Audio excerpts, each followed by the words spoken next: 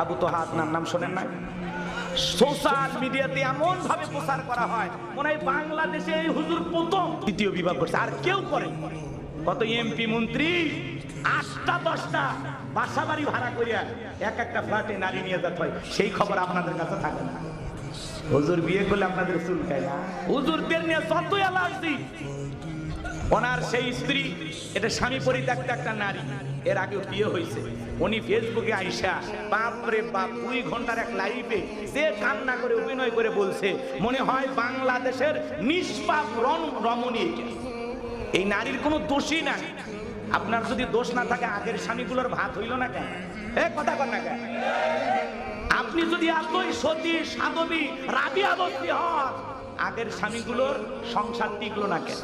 হুজুরের নরম পাইছেন, হ্যাঁ, নাকি দড়িতে ঘুরিয়েতে চান।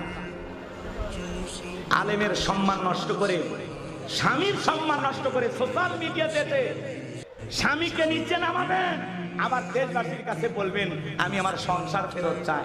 তোমার মতো নারীর সাথে সংসার করা মানে পুরো জীবনটা ধ্বংস হওয়ার কথা বলে, ঠিক না?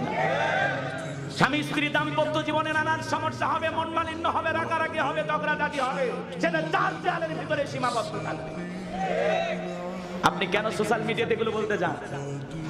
স্বামীর সংসার করেন, মিলেমিশে থাকেন, আপনাদের বাচ্চা কাচ্চা হয়েছে, তাদের ভবিষ্যৎ চিন্তা করেন, কথা বলে, ঠিক না?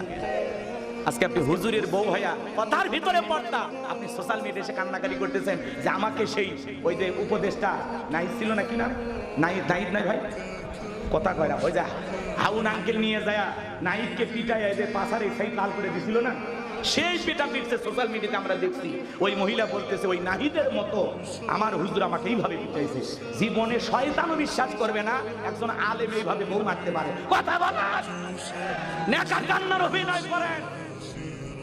কালো কাপড়ে দাগ লাগলে কারো চোখে পড়ে না, সাদা কাপড়ে দাগ লাগলে সবার চোখে পড়ে। এদেশের এমপি মন্ত্রী চেয়ারম্যান মেম্বার কত কিছু করতেছে, সেগুলোকে আপনারা নিউজ প্রচার করেন না। দেশের দুর্নীতির বিরুদ্ধে কথা বলেন না। এদেশে নানান ধরনের চক্রান্ত ষড়যন্ত্র চলতেছে, সেগুলো নিয়ে কথা বলেন না। আপনি হুজুরের বউ নিয়ে পড়ে আছেন, প্রত্যেকটা চ্যালেঞ্জ খোঁজেন, আর হুজুরের বউ কি কইলে এটা নিয়ে পড়েছে। কথা কন, হুজুরটাও হালাল পদ্ধতি অনুসরণ করে বিয়ে করছে, আর কত লোক বিয়ে ছাড়া সেঞ্চুরি করতেছে, ওই তাদের বিচার কই করেন? কথা কন, তাদের বিচার করেন। আল্লাহ ওদের হেদায়েত দান করুন, জোরে বলুন আমিন। যেই নারী স্বামীর বদনাম করবে বুঝে নেবেন ওই স্ত্রী অকৃতজ্ঞ, নিমক হারাম। সংসারে অশান্তি থাকবেই, ঝামেলা থাকবেই। আমি মানুষের কাছে কেন বলি? আমার ঝামেলা আমি সমাধান করব।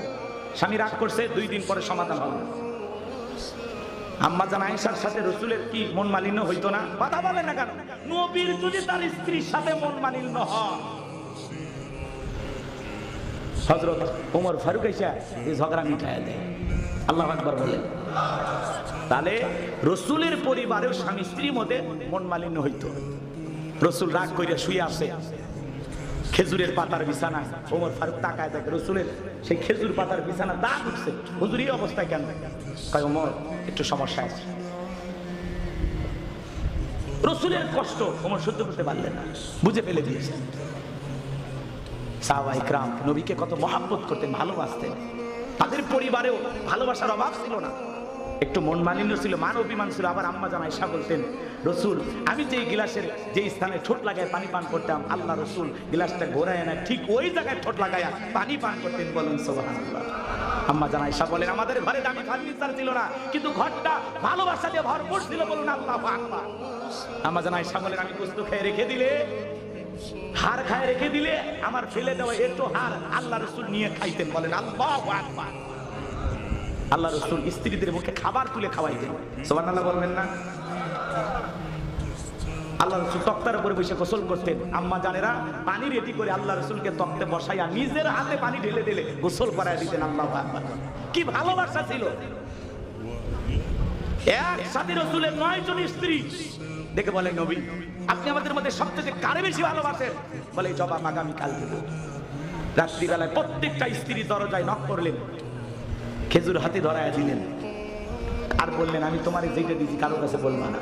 কোন স্ত্রী কারোর কাছে বললো না। পরের দিন সবাই ধরেছে হুজুর বলেন আমাদের মধ্যে কাদেরকে আপনি ভালোবাসেন? আল্লাহ রাসূল বলেন গতকাল রাত্রিতে যাদেরকে আমি 2টা খেজুর দিয়েছি। কয়টা খেজুর? আমি যাকে দুইটা খেজুর দিয়েছি আমি নবী তাকে বেশি ভালোবাসি। প্রত্যেকটা বিবির ঘরে আল্লাহ রাসূল দুইটা করে খেজুর দিয়েছিলেন। প্রত্যেকটা স্ত্রী খুশি আর মনে মনে ভাবতেছেন আমারই তো দুইটা খেজুর দিয়েছে। প্রত্যেকটা স্ত্রী খুশি হয়ে গেছে, বলুন সুবহানাল্লাহ। আর আপনি একটু সমস্যা, হ্যাঁ স্বামীর এই সমস্যা ও সমস্যা, ও মা স্বামীর একটু সমস্যা, এটা নিয়ে এত কথা কেন বলেন? অনেকে বলে হুজুর আমার স্বামী কি খারাপ আপনি জানেন না। আপনার স্বামী কি ফিরাউনের চাইতে খারাপ? কথা কোন নাকি আপনারা?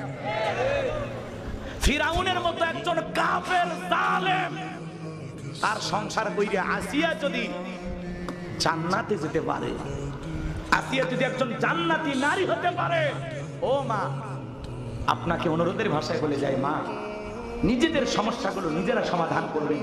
সোশ্যাল মিডিয়াতে বলে সমাধান কোনোদিন পাওয়া যাবে না। এতে স্বামী অপমান হবে, আপনি নিজে ছোট হবেন, সমাজের চোখে একজন আলেমকে অসম্মান করা হয়। কথা বলেন ঠিক কিনা? পুরুষ মানুষ সব সহ্য করবে, কিন্তু পুরুষের ইজ্জতের উপরে, সম্মানের উপরে কোন নারী আঘাত করলে এটা কোন পুরুষ মেনে নিতে পারে না। এ কথা বলেন নাকি আপনারা? আল্লাহ যেন আমাদের হেদায়েত দান করেন। এজন্য দলাদলি, কাদা ছোড়াছুড়ি, সমালোচনা এগুলো বন্ধ করুন।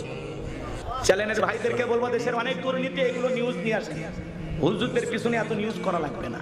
কথা কয় না কেন? আগামীতে দেশে কিভাবে নির্বাচন হবে এই চিন্তা করে